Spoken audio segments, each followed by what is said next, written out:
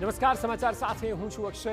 પહેલા સમાચાર જૂનાગઢથી સામે આવી રહ્યા છે। જિલ્લા પંચાયતના પ્રમુખના પતિનો એક ફોટો વાયરલ થયો છે। જિલ્લા પંચાયતના પ્રમુખની સીટ પર પ્રમુખના પતિ બેઠા।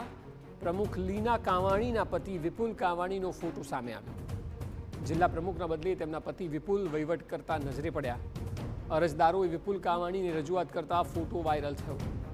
મહિલા હોદ્દેદારોના નજીકના સંબંધીઓ વહીવટ કરતા હોવાનો આક્ષેપ લાગ્યો છે। મહત્વનું છે કે મહિલા હોદ્દેદારોના નજીકના સંબંધીઓ વહીવટ કરતા હોવાના અવારનવાર આક્ષેપ થતા રહે છે। ત્યારે જિલ્લા પંચાયતના નવનિયુક્ત પ્રમુખના પતિએ પ્રમુખની સીટ પર બેસીને વહીવટ કરતા અનેક ચર્ચાઓ ઉઠી છે।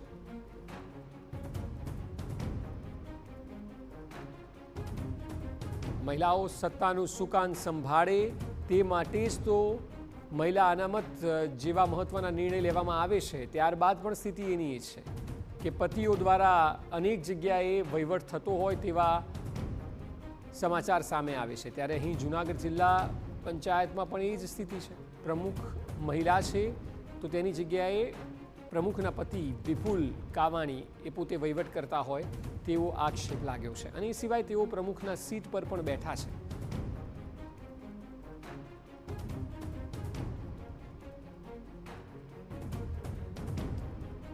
આપણી સાથે વિપુલભાઈ કાવાણી પોતે જોડાયા છે। વિપુલભાઈ, આક્ષેપ એ છે કે આપ આપની પત્નીની ખુરશી પર જે પ્રમુખનું પદ છે ત્યાં બેઠા છો અને વહીવટ કરી રહ્યા છો।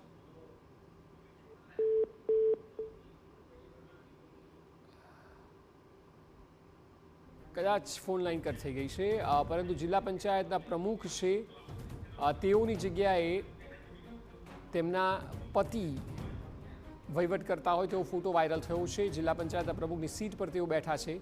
લીના કાવાણી છે પ્રમુખ, પરંતુ તેમના પતિ વિપુલ કાવાણીનો ફોટો સામે આવ્યો છે। અનેક જગ્યાએ કેન્દ્ર સરકાર સુધી કહેવામાં આવે છે કે મહિલાઓ જ વહીવટ કરે। પીએમ મોદીએ પણ અનેકવાર ભાષણોમાં, રેલીઓમાં કહ્યું છે કે મહિલાઓના હાથમાં સત્તા હોય અને તેઓ મજબૂત થાય, પરંતુ સ્થિતિ બદલાતી નથી। એટલા માટે કારણ કે આ પ્રકારના સમાચાર અનેક જગ્યાએથી સામે આવે છે। ગ્રામીણ વિસ્તારમાં ખાસ કરીને આવી ઘટનાઓ ઘટે છે કે જ્યાં પત્ની ચૂંટાઈ આવે, પત્ની પ્રમુખ બને, પરંતુ તેની જગ્યાએ તમામ વહીવટ જે છે તેમનો પતિ સંભાળતા હોય છે। અને આ 2026માં થઈ રહ્યું છે કે જ્યાં ફરી એકવાર આપણી સાથે વિપુલ કાવાણી જોડાયા છે। વિપુલભાઈ,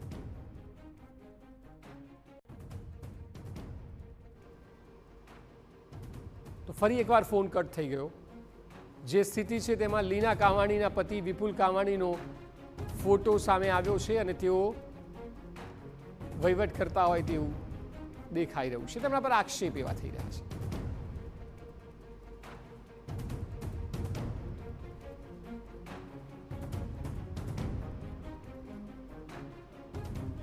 આ પ્રકારની સ્થિતિ ગ્રામીણ વિસ્તારોમાં વધારે જોવા મળતી હોય છે। સરપંચથી લઈને પ્રમુખ સુધીના જ્યારે ચૂંટાઈ આવે ત્યારે તેમની જગ્યાએ, પત્નીની જગ્યાએ ઘરના કાં તો કોઈ પુરુષ કે પતિ જ મોટે ભાગે વહીવટ કરતા હોય છે અને લોકો પણ રજૂઆત તેમની જ પાસે લઈને જાય છે। અને આ સ્થિતિમાં સુધાર આવે એટલા માટે જ તો સરકારો દ્વારા પગલાં લેવાતા હોય છે કે મહિલાઓને સશક્ત કરવામાં આવે, મહિલાઓ પોતે પ્રશાસનમાં આવે, મહત્ત્વની જવાબદારી સંભાળે અને બદલાવ લાવે। ત્યારે એ સ્થિતિમાં હજુ પણ પાછલા બારણે અનેક જગ્યાએ આવા આક્ષેપ થાય છે કે મહિલાઓની જગ્યાએ તેમના પતિ વહીવટ સંભાળતા હોય છે અને લોકો પણ રજૂઆત પતિને જ કરતા હોય છે। વધુ માહિતી આપી રહ્યા છે TV9 સંવાદદાતા વિજયસિંહ। વિજય, જે સમાચાર સામે આવ્યા છે તે ખરેખર ચોંકાવનારા છે, કારણ કે કેન્દ્ર સરકારથી લઈને રાજ્ય સરકાર એ પ્રયત્ન કરતી હોય છે કે મહિલાઓ સત્તાનું સુકાન સંભાળે, ત્યારે અહીં તો કંઈક અલગ જ વહીવટ દેખાઈ રહ્યો છે।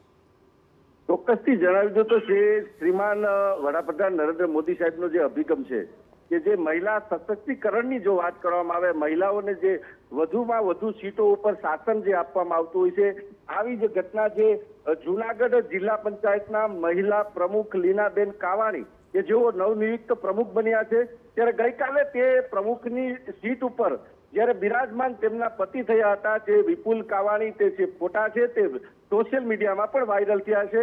એક તરફ વાત કરવામાં આવે છે કે મહિલાઓને સુકાન સોંપવામાં આવતું હોય છે, અરજદારો મહિલા સુધી આવતા હોય છે। સામાન્ય રીતે દરેક જગ્યાએ આવી ઘટનાઓ અનેકવાર સામે આવી છે। જિલ્લામાં અનેક તાલુકા પંચાયત હોય કે જે નગરપાલિકા હોય તેમાં મહિલાઓને જે સુકાન સોંપવામાં આવતું હોય, સામાન્ય રીતે તેના સગા સંબંધીઓ જ વહીવટ કરતા હોય છે। આવી જે ઘટના જે સામે આવી છે તેને લઈને અનેક ચર્ચાઓનો વેગ શરૂ થયું છે, લોકો મુખે પણ. અને જે રીતે આ પ્રમુખના પતિ જે છે તે સીટ ઉપર જે બિરાજમાન હતા, જે બેઠેલા લોકો છે તેમની સામે આ સીટ ઉપર જ્યારે બિરાજમાન હતા, આ ફોટો વાયરલ થતા લોકોમાં ખૂબ ચર્ચાનો વિષય બન્યો છે. જી બિલકુલ, આભાર સમગ્ર માહિતી બદલ. તો જુઓ બે દ્રશ્યો કે જેમાં સ્પષ્ટપણે દેખાઈ આવે છે કે લોકો પણ રજૂઆત તેમના પતિને કરી રહ્યા છે અને તેઓ જાણે ચૂંટાઈને આવ્યા હોય, બંધારણીય હોદ્દા પર બેઠા હોય તેટલો વટ જમાવે છે. આ સ્થિતિ છે અત્યારે દેશમાં મહિલાઓની.